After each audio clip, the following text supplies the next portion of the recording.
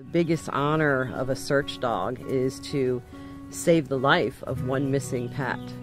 But when they save the lives of many, it's just nothing but a blessing. And there's no feeling better than helping somebody get their animal back home.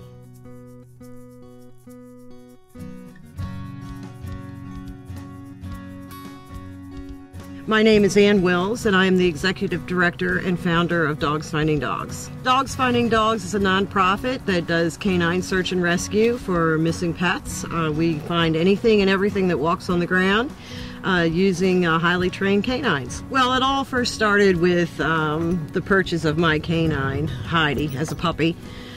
She was very high drive, out of control, needed training. My boyfriend at the time was a police officer. He said, I'll tell you where to go train. Let's go where they do auxiliary training. After that happening over a period of months, I decided, okay, this is fun. My dog's got training, we're helping people. Let's do it for real. So I gathered a cluster of friends together who were also going out there, who had non-police dogs. And we started advertising it. And we have rescued probably over 4,000 pets in 5 years now. When people lose their pets, it's like losing a child. They are that crushed.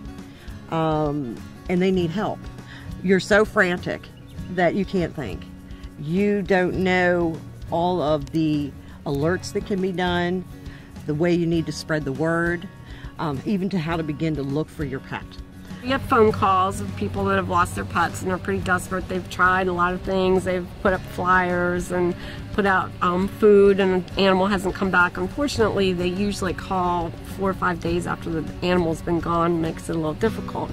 But we agree to come out, we go to their house, and they present us with a scent article, something the animal smells like, a bed or a toy or something, and we give the dog the scent article and say find, and they begin to search for a scent for a track.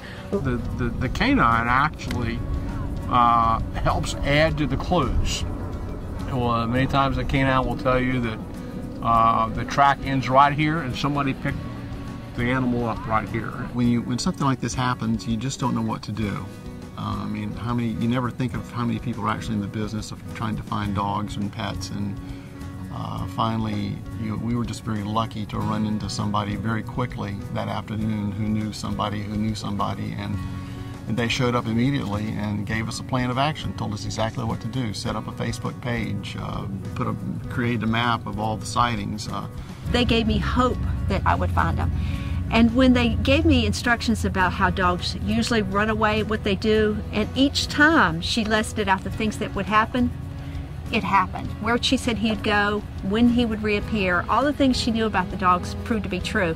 And that gave me hope when she kept saying, you know, it may take time, but we'll find them.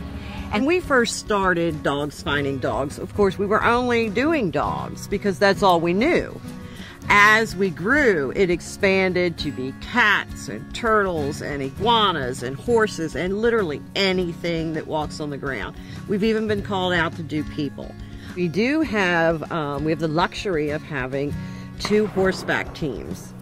And these horses are a tremendous, tremendous blessing to us, because we get into environments like the state parks, farmland, that a person on the back of a leash with a dog cannot necessarily catch up with an animal that has no obstructions to slow it down.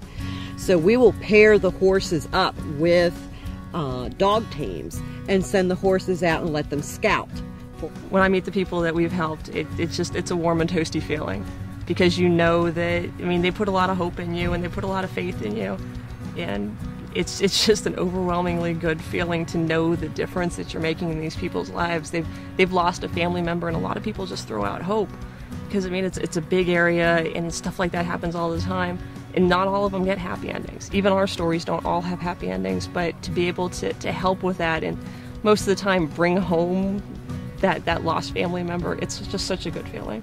That feeling that motivates us to keep going through the mud, through the snow, the rain, the 105-degree temperatures. It's that ultimate goal of trying to help a family and a pet that keeps us going.